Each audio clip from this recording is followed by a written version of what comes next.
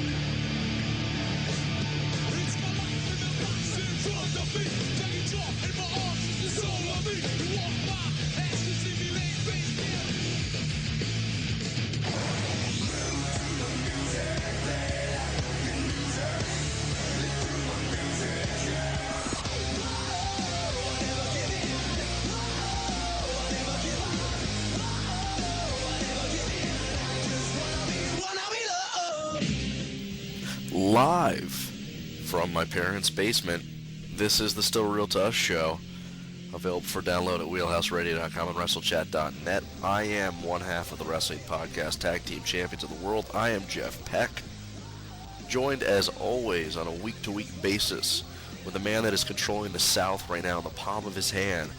Redneck Revolution, rise up, and welcome as always, Trey, Captain Obvious Dent. Captain, what's up, my man?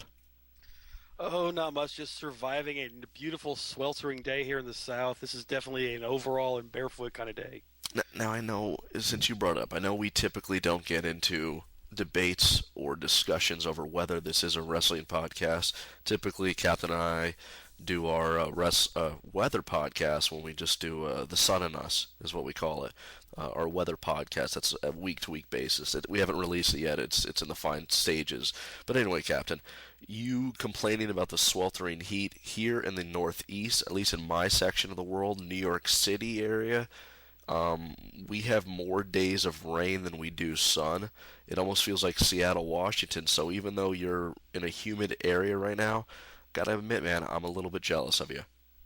Well, the one thing about North Carolina is, like, it'll be 90 to 95 degrees, 90% humidity, and then all of a sudden, like, out of nowhere, a thunderstorm will just spring up.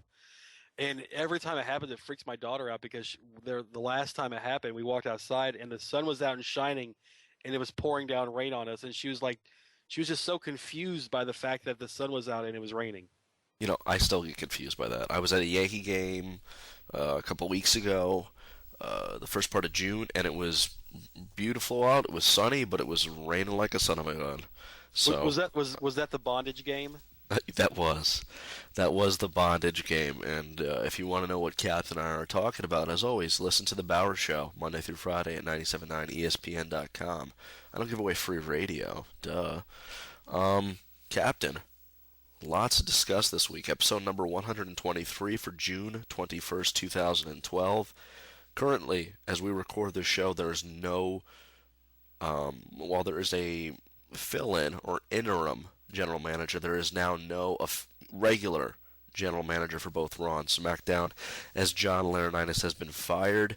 We'll recap what happened at No Way Out, as well as Raw Super Show, and then I have a couple of questions that I wouldn't say beg to you, because we're the only two doing a show, so I would ask of you some questions from this past week in the world of wrestling. But nonetheless, Captain, it was funny, and of course, many people don't get a chance to see it, and if you did, you're either hacking into one of our computers or being a stalker, as Captain and I mean, for the most part, I would say, that 10 o'clock hour, Captain, you and I spent No Way Out chatting it up on Facebook, or as I like to call AIM 2012, and for the most part, right up to the end of the show, I mean, from like 10 o'clock till when it signed off around like 10:45, you and I were commenting quite a bit to one another there and having a good discussion about what was going on at No Way Out. Yeah, and it was a pretty typical. I mean, the only surprise was seeing all the baby faces come out to try and help John Cena, which is something we haven't seen really happen in wrestling in a long time. So that was a little bit surprising, but if anybody was actually surprised that Big Show lost that match, I would just ask, where have you been in watching wrestling the last 10 years? I would also ask to hand in your wrestling fan card because, I mean, you and I were talking about it, how, we knew what was going to happen. I mean, we talked about it on last week's show, and if you think that there was going to be some sort of major swerve, then they would have had all of us fooled, and we wouldn't have complained about it. But there wasn't a major swerve.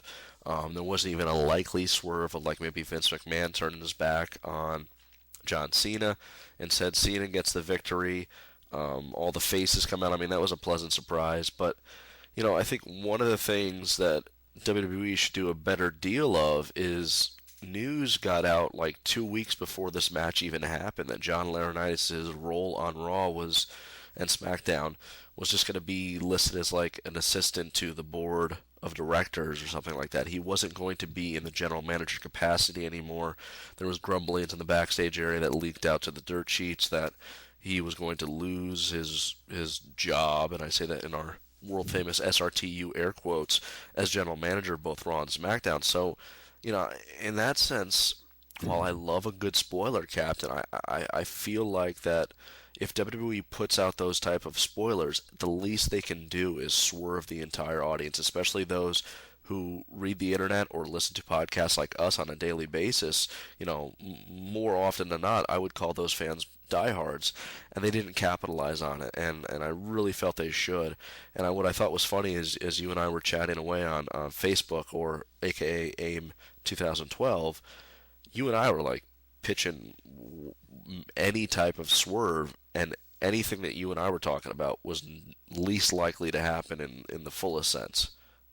Yeah, I know you and I were pitching like just basically, we saw a little bit of it. It says we're like instead of McMahon slamming the cage door on Cena, we saw Laurinaitis do it. We even pitched the whole Mankind Rock Vince McMahon swerve from the corporation days, and what we got was actually the only thing that came out of that ending that I thought was positive was kind of the reestablishment of Brodus Clay, in the sense that Big Show was actually afraid to step out the door and face Brodus Clay. So in a sense, that kind of made up for how weak he looked, 2 weeks ago on Raw. Outside of that, every other face that came out basically got destroyed by Big Show in the process, and it just came down to, who could if I'm Cena and I got Laurinaitis staring at me, and Big Show has Clay staring at me, obviously Cena's got the better advantage. Yeah, I agree with you, man. As you were saying, what was the silver lining in that main event match, that No Way Out? It had to be Brodus Clay being reestablished as a top monster, as a top babyface in the company. He looked great in that segment. Big Show was afraid of him, and Big Show has been booked lately as a guy who could be dominant against any type of wrestler, as we saw all the wrestlers that he's been beating up upon in the last week coming out there and, trying to avenge their beatdown from the Big Show and help out John Cena. Brodus Clay was the one that stood tall. Kofi Kingston had a good little spot there, so he also got a little bit of love in that final segment. But it was very nice to see Brodus Clay get a little bit of rub from the John Cena Big Show match. Maybe this is a good thing for putting the right step forward for Brodus Clay.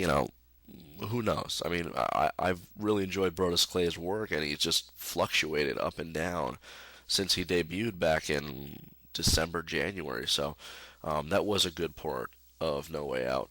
What else stood out to you, Captain, from the No Way Out 2012 pay-per-view as something good? And then, give us some stuff that was pretty bad.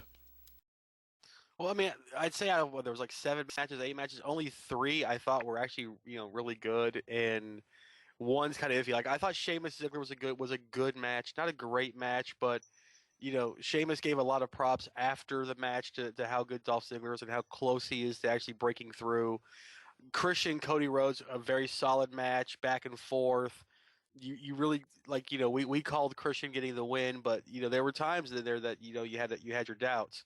Obviously CM Punk, Daniel Bryan, Kane, that was the best match on the card. Kind of once again, those two, and then adding Kane kind of just stole the thunder from everything out, or from everybody else. But the rest of the card, I mean, having another Ryback squash match, the tag team match was okay, but it was still kind of a cluster. The No Way Out pay-per-view. I mean, Big Show. I thought the surprise was actually Big Show putting on a decent match against John Cena.